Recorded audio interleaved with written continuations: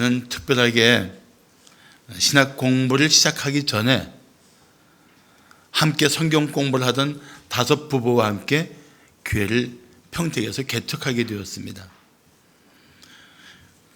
그 중에 한 부부가 지금 저 앉아 계십니다. 제 역사 속에 함께 했던 분들입니다. 목회 자체가 초보도 아닌 무면허 운전자 같이 영 서툴렀던 시절의 이야기입니다. 어느 성도가 우리 다 같이 복음을 전합시다 했더니 저에게 이런 말을 했습니다. 나는 복음을 전하진 않지만 내 삶을 통해 이웃에게 영향을 주고 싶어요. 그 말을 듣고 좀 어떻게 대답해야 할지 제가 당황했습니다. 그래서 그걸 놓고 이런 질문 앞에 내가 어떻게 대답해야 되는가 계속 생각을 굴리다가 마침내 대답을 찾아냈습니다. 이런 대답입니다. 물론 성도다운 삶은 복음을 전할 수 있는 큰 힘이 될 것입니다. 그러나 우리는 입을 열어 이웃에게 복음을 전해야 합니다. 이웃이 우리 삶을 통해서 내가 예수를 믿는 사람인 것은 보지만 우리가 전하는 복음을 들어야 십자가의 예수를 믿게 되기 때문입니다. 이렇게 얘기해야 옳았던 거예요. 뒤늦게 저는 알았습니다. 사실 우리 삶이 그리스도인다운 것은 그건 마땅히 힘쓸 일입니다. 그리고 그 삶을 배경으로 복음을 전하는 것은 우리가 이 세상에 사는 동안 평생 힘쓸 일입니다. 한번 생각해 보세요. 내가 정말 사랑하고 섬기고 시간과 물질을 바쳐서 전도한, 그래서 마침내 예수를 믿고 있는 분, 아니면 다시 회복하여 교회 나오시는 분이 누가 있는가 한번 생각해 보세요. 잘 생각해 보세요. 몇 명이나 되는가 한번 생각해 보십시오. 특히 현실을 보면서 우리가 생각할 것이 있습니다. 지금 신종 코로나 바이러스로 온 세계가 긴장하고 있습니다. 신종 바이러스가 주는 메시지는 사실 2가지입니다. 하나는 사람들이 회개해야 하는 것이고, 또 하나는 사람들이 하나님께로 돌아와야 하는 것입니다. 나는 이 신종 코로나 바이러스의 메시지는 2가지라고 생각해요. 회개하라, 하나님께 돌아오라. 우리는 이때에 더 힘써 복음을 전해야 합니다. 성도로서 힘써야 할 일은 죽어가는 영혼들이 생명의 주님이신 예수 그리스도를 만나게 하는 것입니다. 이것은 오직 교회가 할 일입니다. 아니, 교회만 할 수 있는 일입니다.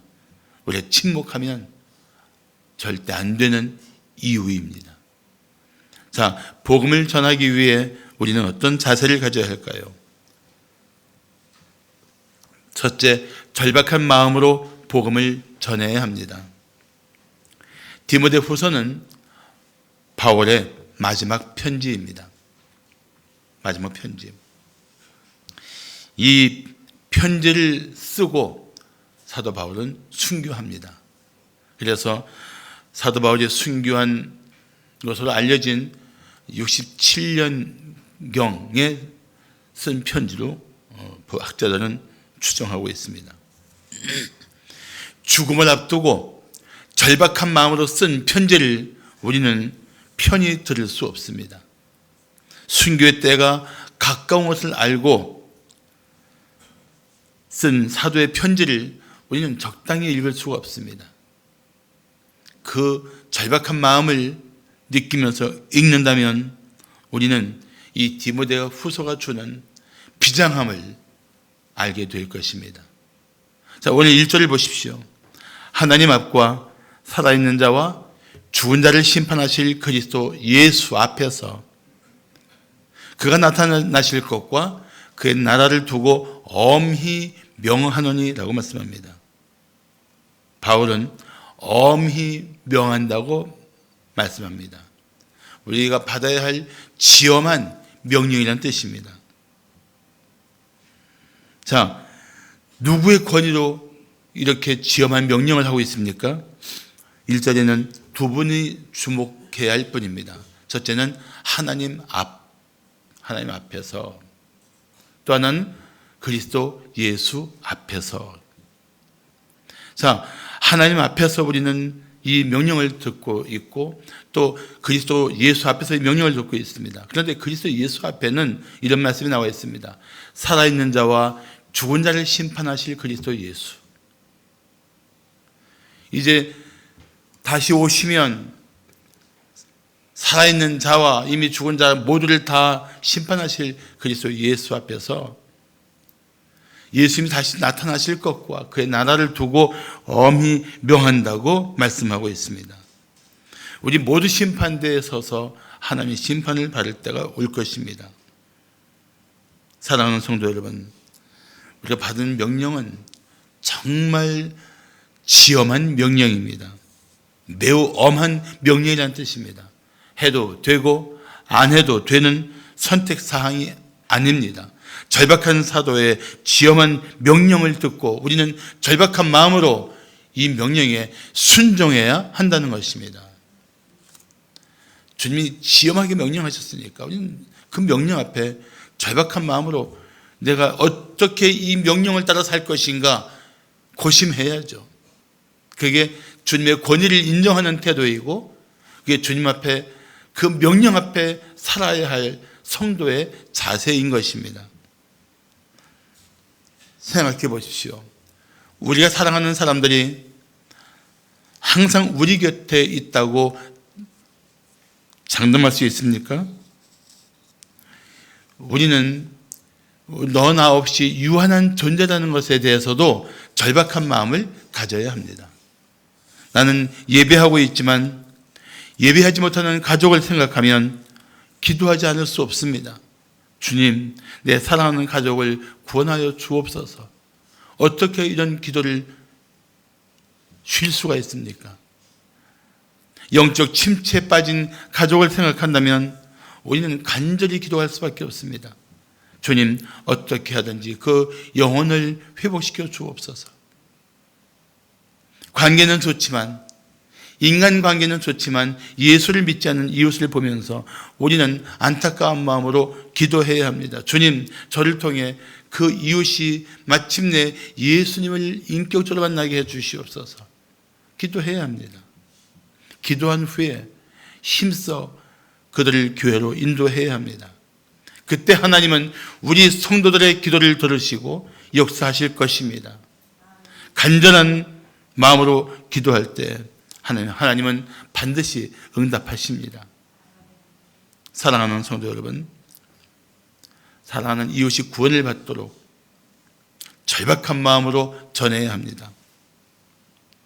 주님의 엄한 명령 때문에 절박한 마음을 가져야 하고 이웃을 사랑하는 마음 때문에 절박한 마음을 가져야 합니다. 절박한 마음으로 힘쓰면 사실 못할 것이 없습니다. 우리가 건성하거나 뭐 안 되면 다음에 하지 하고 적당히 미루니까 우리의 전도가 힘이 없고 이웃들을 주님 앞으로 인도하는 일들이 지속성이 없는 것입니다. 절박한 마음으로 힘써 복음을 전하면 우리 주님이 지혜도 주시고 능력도 주실 것입니다.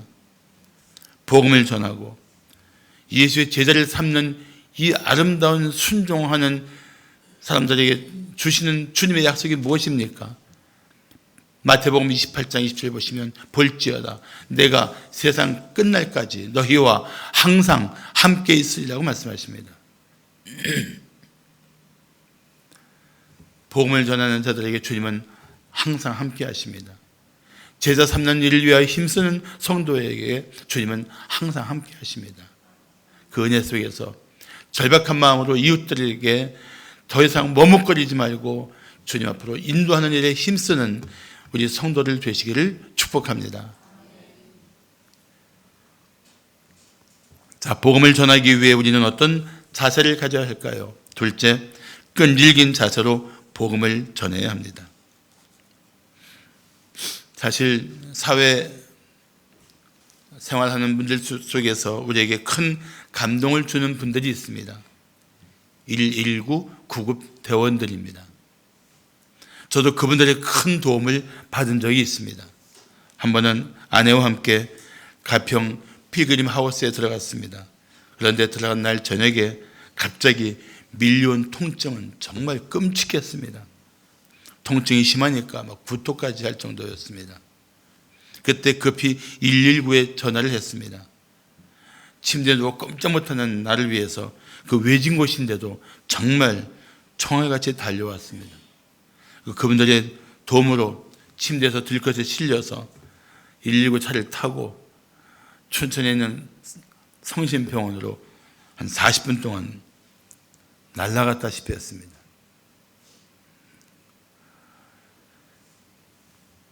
그런데 병원에 가는 동안에도 차 안에서 그분은 쉬지 않고 내 상태를 살피며 돌보아 주었습니다. 원인은 요로결석이었습니다. 우리 교회에 스톤 패밀리가 있습니다. 결석 잘 걸리는 사람들, 저하고 박종환 집사님하고. 그 보통 통증이 아니에요. 제가 그래서 119에 대해서는 정말 고마운 마음이 큽니다. 그런데 알고 보면 우리가 바로 영적 119 대원, 영혼의 119 대원입니다. 난 그것이 우리가 이 땅에서 가져야 할 자세라고 생각합니다. 죽어가는 이웃에게, 삶의 고통에 빠진 이웃에게, 방황하는 이웃에게 우리는 구원의 복음을 전해야 합니다. 예수를 만나면 어떤 상태에 있든지 이웃은 살아날 것입니다. 회복할 것입니다. 새로워질 것입니다. 그래서 우리는 이웃들에게 예수를 전하는 전도자가 되어야 합니다. 오늘 보면 2절 말씀하기를 너는 말씀을 전파하라. 때를 얻든지 못 얻든지 항상 힘써라. 범사에 오래 참음과 가르침으로 경책하며 경계하며 권하라고 말씀합니다. 여기 때를 얻든지 못 얻든지라는 말씀은 내가 복음을 전하고 싶든지 그렇지 않든지 전해야 한다는 것입니다. 지금 내가 복음을 전할 기분이 아니야. 그것 때문에 복음을 전하지 않고 침묵하지 말라는 것입니다. 지금 복음을 전할 때가 아니야. 그건 내가 결정할 일이 아니라는 것입니다. 예수 믿지 않는 분이 있다면, 만났다면 그때가 복음을 전할 때라는 것입니다.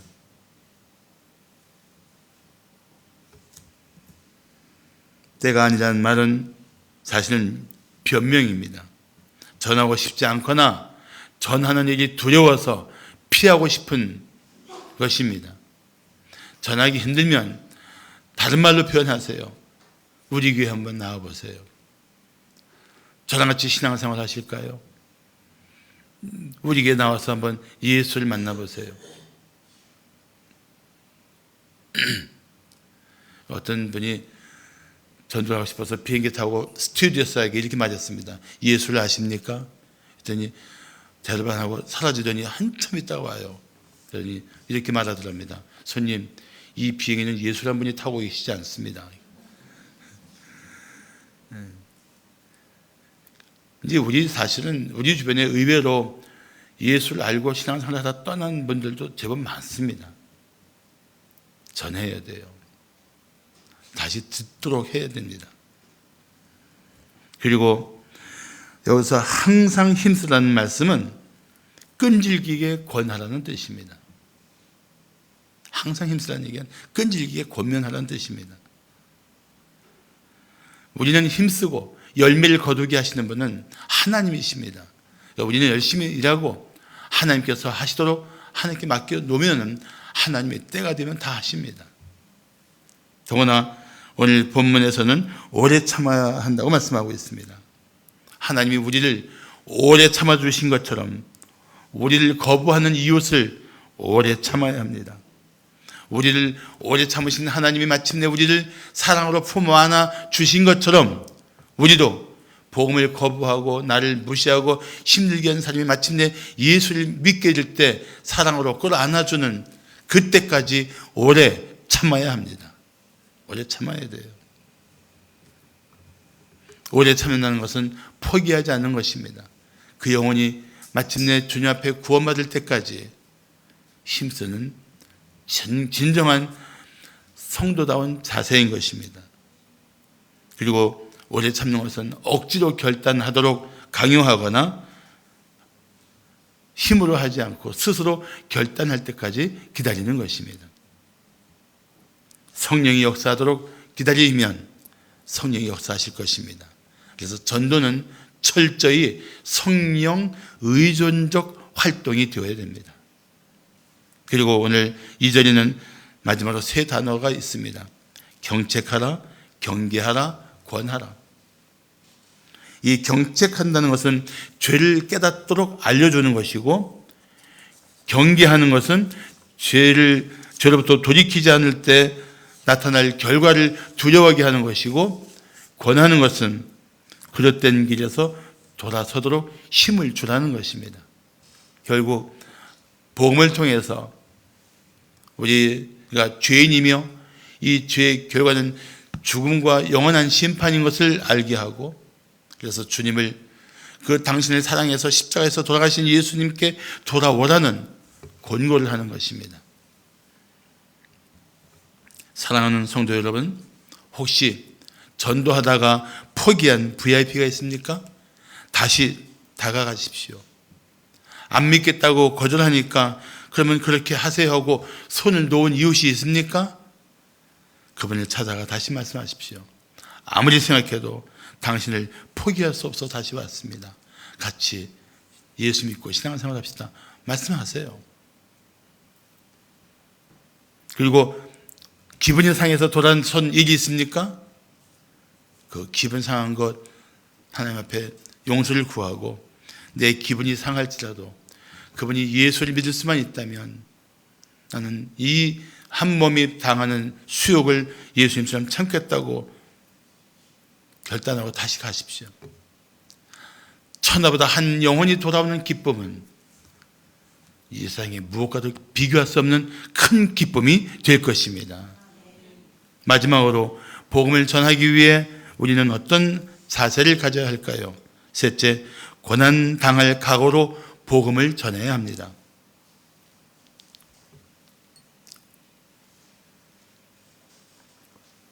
뉴스를 보면 119 구급대가 구조활동을 하다가 술 취한 사람들이나 폭력을 행사하는 사람들에게 애매하게 매 맞는 것을 볼 수 있습니다.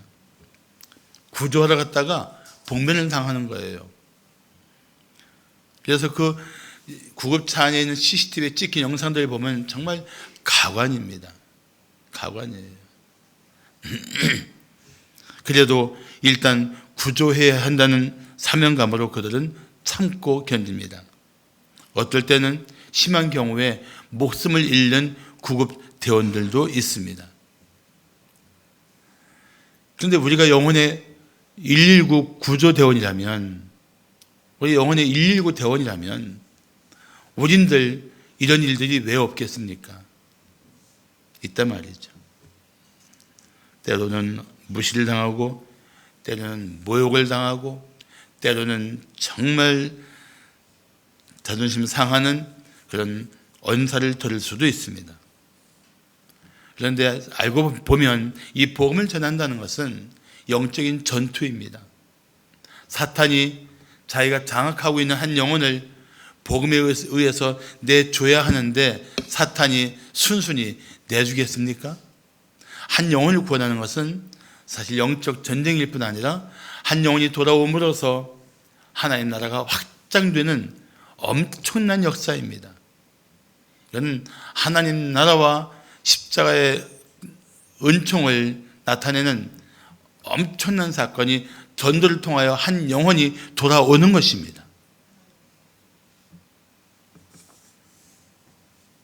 그래서 한 영혼을 전도하기 위해서 우리는 힘써야 되는데, 요즘 세상 사람들의 상태가 점점 더 복음을 듣기에 힘겨워지고 있습니다. 자, 오늘 3절과 4절을 보시면 때가 이르리니 사람이 바른 교훈을 받지 아니하며 귀가 가려워서 자기 사욕을 따를 스승을 많이 두고 또 그 귀를 진리에서 돌이켜 허탄한 이야기를 따르리라고 말씀하고 있습니다. 때가 이르리니 언제예요? 난 지금이라고 생각합니다. 현재라고 생각합니다. 자, 여기 보면 두 가지가 있습니다. 바른 교훈, 3절에 바른 교훈이 있고 4절에 진리가 있습니다. 이건 다 하나님의 말씀, 복음을 의미하는 것입니다. 그런데 바른 교훈을 받지 않는 사람들은 어떻게 됩니까? 자기의 사욕을 따를 스승을 많이 둡니다. 또 진리를 따르지 않는 사람은 어떻게 됩니까? 허탄한 이야기를 따릅니다. 3절과 4절은 이렇게 두 가지를 대두해 주고 있습니다. 오늘 보시면 귀가 가려워서 자기 사욕을 따를 스승을 많이 둔다고 말씀하고 있는데 이것은 본성을 부추기는 말에 솔깃해서 따라가는 자세를 말합니다. 이런 사람들은 만족할 수 없는 자기의 욕망에 붙들려서 결국은 살게 됩니다. 그래서 진리에서 돌이킨 사람은 어쩔 수 없이 허탄한 말을 듣습니다.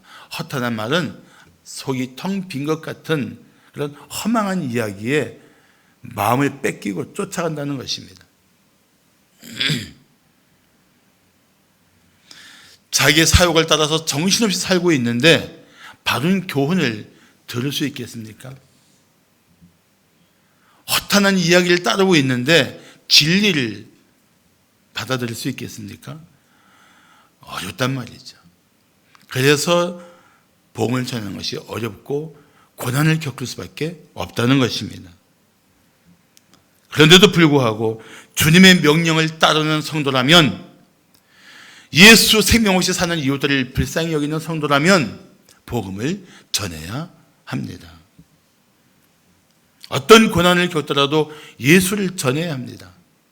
그래서 5절은 말씀하기를 그러나 너는 모든 일에 신중하여 고난을 받으며 전도자의 일을 하며 네 직무를 다하라고 바울은 죽음을 앞두고 간절하게 부르짖고 있습니다.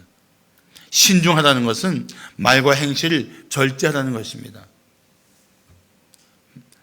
자기의 언행이 잘못돼서 받는 고난은 복음의 영광까지 가질 수 있지만 정말 모든 일에 신중해서 말과 행실을 절제하면서 복음을 전하다가 받는 고난은 오롯이 복음을 위한 고난이 될 것입니다.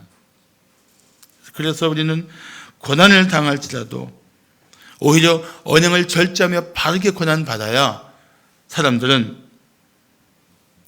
결국 그 복음 앞에 마음을 열게 되어 있습니다.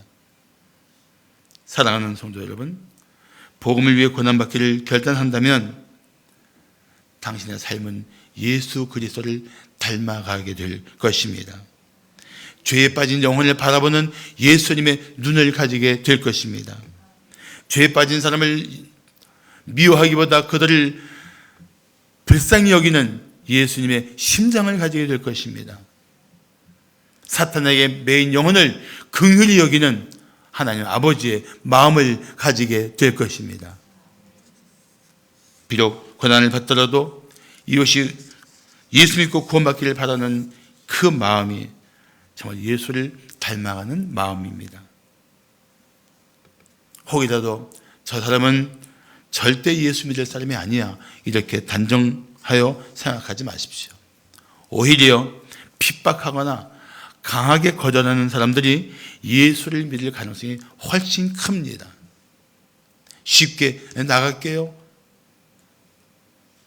알았어요, 갈게요 해놓고 번번이 약속을 어기는 사람들이 사실은 더 힘들 수가 있어요.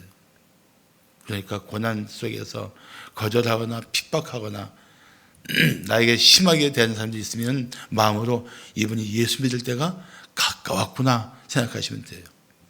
거의 틀림없습니다. 그래서 복음을 전하다 고난을 받을지라도 영혼 구원을 위해 참고 견디면 마침내 한 영혼이 구원받는 큰 기쁨과 감격 가운데 여러분은 하나님의 상급을 받게 될 것입니다.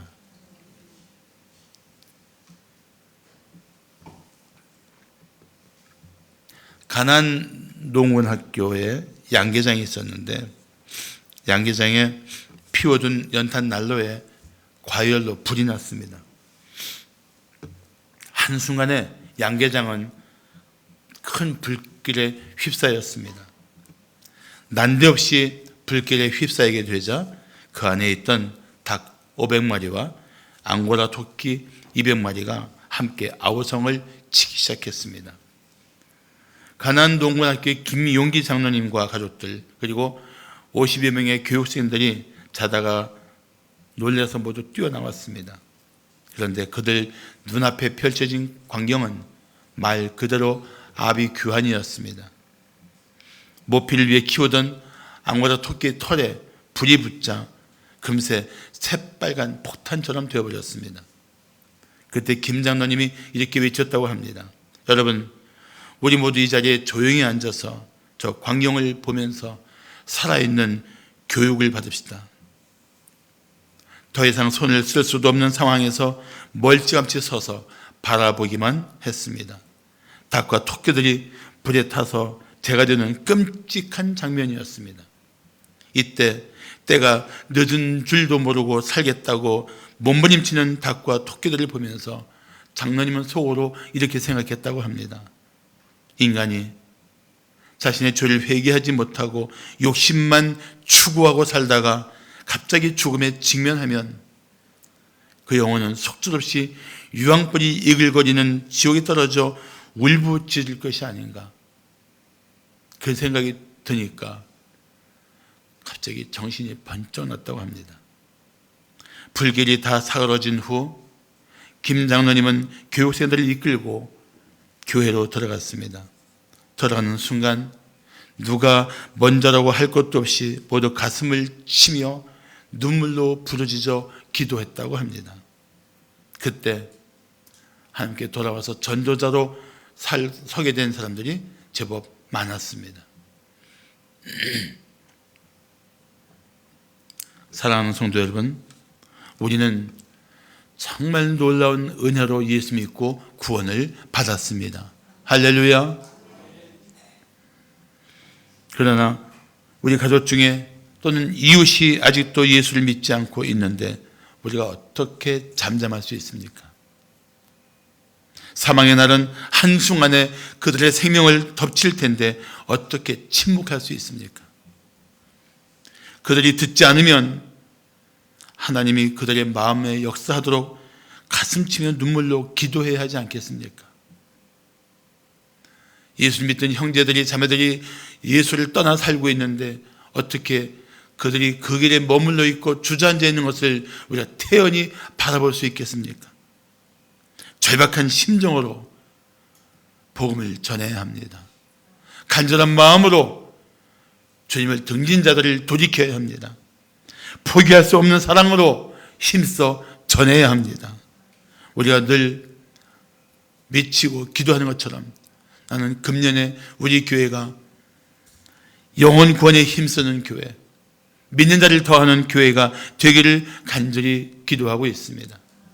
3월까지 VIP 한 번을 모시고자 하는 이 말이 헛된 구호가 되지 않고 우리 성도들이 정말 한 영혼을 위해서 치열하게 몸부림치며 마침내 예수의 십자가 복음 앞에 인도할 수만 있다면 우리는 금년에 영혼 구원의 축제를 때마다 펼치게 될 줄로 믿습니다. 그래서 정말 우리 교회가 왜 이곳에 존재해야 되는지 다시 한번 그 하나님의 뜻을 되새기는 때가 되었으면 좋겠습니다. 예수님의 몸된 교회로서 우리가 이 땅에 존재할 이유, 복음의 권능을 드러내고 복음의 영광 가운데 하나님께 돌아오는 자들이 많아지는 것입니다. 그리고 열방을 향하여 복음을 전하는 것입니다. 그것이 우리 교회 온 성도가 한 마음 한 뜻이 되어 함께 이루어가게 되기를 기대하며 축복합니다. 기도하시겠습니다.